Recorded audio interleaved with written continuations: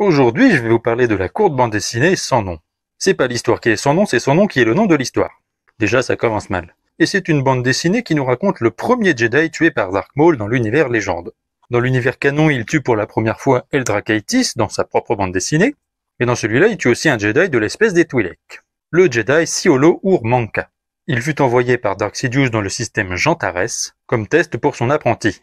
Dark Maul, après s'être renseigné sur son adversaire, se dit qu'un Jedi s'étant éloigné de l'ordre il y a plus de 70 ans, serait un Jedi vraiment très vulnérable et facile à tuer.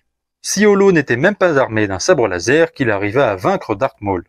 Dark Maul est un Sith et il a un sacré ego à combler, il ne veut surtout pas décevoir son maître, et il chercha pendant un petit moment un moyen de tuer ce Jedi. Et durant son premier affrontement, il affronta Siolo avec un sabre laser à une seule lame. Et c'est donc dans cette histoire qu'on apprend comment Dark Maul a eu l'idée d'avoir un sabre laser à 2 lames. Il est expliqué ailleurs qu'il s'inspira du Jedi Exarchon étant passé du côté obscur, qui fut de base le créateur du double sabre laser. Après avoir créé sa nouvelle arme, il retournera dans le système Jantares et réussira par une manipulation de mouvement à tourner sa deuxième lame dans le dos du Jedi.